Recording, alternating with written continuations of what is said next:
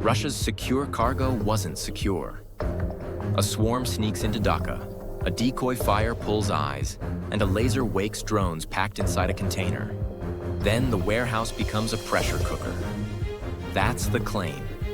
Stay with this. We'll separate tactics from hype, show how a Dhaka strike fits a pattern that includes alleged submarine data theft and deep strikes on bomber bases, and ask the only question that matters. What happens when Moscow's logistics, airfields, and nuclear boats all look permeable at once? Before we move on, please take a moment to subscribe to the channel and like the video. If a secure airport can be turned against itself, how many other blind spots sit inside global logistics right now? Here's how the Dhaka playbook is described. A convoy slips within range, and a truck releases 12 FPV drones to hug the terrain at treetop height. They ride ground effect, stay under local radar lobes, and track toward Hazrat Shah Jalal. A recon eye stays higher, scanning pallets and lanes on the cargo apron. Then the distraction. A small ignition on the tarmac blooms into a problem that airport crews can't ignore. Fire engines and security sprint to a hotspot. Corridors open as vehicles clear paths. With responders pulled to one side, the target window appears. Inside a warehouse bay sits a container tied by paperwork and routing to components for the Rupur build. The story says a coded infrared pulse wakes stowed microdrones inside that box, cutting out radio chatter. 5 strike drones align on a marker, chase the container as it shifts, and hit with delayed fuse payloads designed to vent then overpressure. The claims collide with thin public evidence. Timelines and payload specifics circulate with precision. Green laser cues, barcode reads, infrared triggers, thermobaric effects, while footage and official statements remain scarce. That gap fuels both skepticism and a clearer look at the technical logic. Low, slow, and small aircraft are hard targets for radars tuned for jets. Airport perimeters are messy. Hangars, light poles, vehicles, and constant motion throw clutter into returns. Open source analyses of counter-drone coverage note that X and S-band sets struggle with tiny radar cross-sections amid ground reflections. And detection ranges collapse when drones ride below the first Fresnel zone.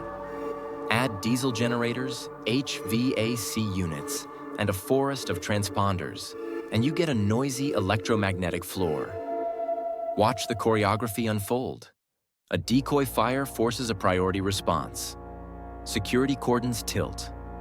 Access roads empty as responders carve lanes, giving drones the exact low-traffic vectors they need.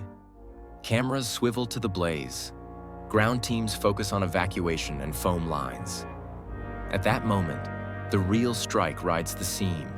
A clearer run at the bay doors, less human presence, and fewer eyes on the quiet side of the apron. The recon feed tracks through smoke with infrared, keeping lock as the container moves from rack to dolly. The delayed fuse warhead bites through steel first, then the thermobaric load detonates inside the volume, spending its energy where pressure and heat can build. The container riddle sits at the center. The green laser lock narrative makes sense to operators because optical designation survives jamming, and a simple visual cue on FPV goggles is hard to spoof under stress. But it also raises questions. Who had line of sight to the barcode? Was the laser a real designator or an overlay on video? Could a staging element have framed a specific box to implicate a shipment? Without independent verification, both targeting competence and deception remain plausible.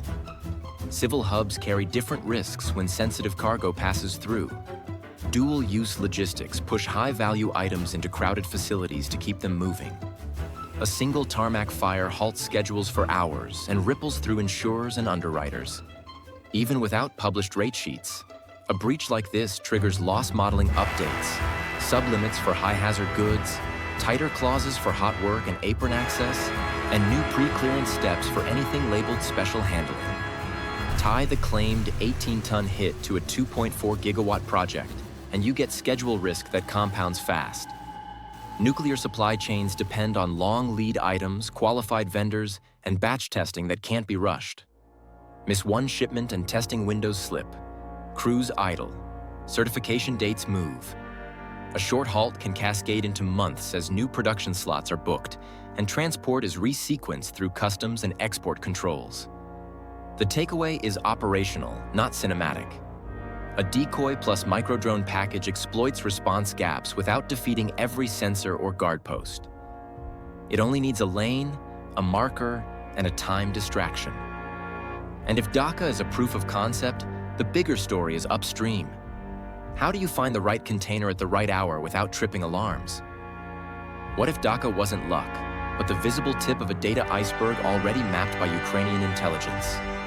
Start with the files.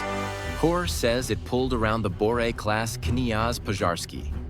The claim spans crew rosters, fitness notes, combat instructions, layout diagrams, and survivability systems, plus regulations for moving wounded sailors and cargo, towing procedures, engineering docks, and a schedule. Business Insider signaled it couldn't verify the cache, and there was no immediate comment from Russia's defense ministry. That gap is the point. Even unverified, the contents read like a checklist for building a map of routines and friction points. If parts apply across 955A boats, then patterns, not secrets of the entire fleet, just rhythms, become targets. The tension is simple. Big headlines say, treasure trove. Real work asks what you can cross-check. You don't need every diagram to set a window. You match a watch rotation to port services. You align a maintenance note with a known yard visit. You see a resupply drill on a training schedule, then flag the next likely repeat. Sensational leaks pull clicks. Traceable signals, even partial, steer timing. Now plug in the story branded as Operation Spider's Web. Ukrainian sources describe container-borne microdrones moved on commercial hauliers, with roof panels used as launch decks inside Russia. The reported targets were deep: Olenia and Belaya, well over 1,000 miles and much more from the border. The claims run hot. Dozens of strategic bombers destroyed, including 2 95s, 2 160, and 2 22 M3s, yet they remain contested pending independent counts. The core mechanics still merit attention. Cheap FPV airframes, trained to hit weak points, sent against machines that cost and crew orders of magnitude more. If ground handlers, flight lines, or fuel trains follow predictable beats, then small teams only need to cache gear and wait for the next cycle. Crew rosters and maintenance cycles are underrated. Names and billets reveal who stands what watch. Rotations predict when a compartment goes quiet. Maintenance binds time. Engines, hydraulics, avionics. Each has service intervals that pull assets into known bays or pads. When you know those intervals, you don't chase a moving target. You wait for it to park in a window it must enter. Incomplete documents still narrow options. A roster tells you when the qualified person is on. A schedule tells you when the bay is booked. That's a strikeable overlap. The logistics breadcrumb runs alongside. Freight forwarder metadata adds ports, handoff points, and handlers. Customs windows expose when cargo must be present and when it can't move. Flight plans show which runs get priority and which sit. Cross-reference that with public tracking. Tail numbers, railcar sightings, yard webcams, and the soft underbelly appears. It's not a secret warehouse. It's a calendar with too many signatures. Look at the triad under this lens. Boats carry the missiles. Birds carry them on wings. The land leg leans on trucking, rail, and depots to feed both. If subs show exposure through schedule mapping and bombers take hits inside interior bases, pressure shifts to relocation and dispersion. Move farther east and you stretch pipelines for fuel, spares, and crews. You add flight hours to every sortie. You slow response times when alerts turn real. Strategic aftershocks follow. Flagship energy projects face delays when sensitive cargo slips. Partners watch schedule slips and reassess risk. Moscow pulls assets toward depth and pays in time and throughput. The pattern clicks. DACA's timing, the submarine claims, and the bomber narratives point to the same center of gravity. Not the bunker, but the database that predicts it. So the question ahead is not whether a single attack happened, but how Russia adapts when secrecy, schedules, and safe zones are all suspect.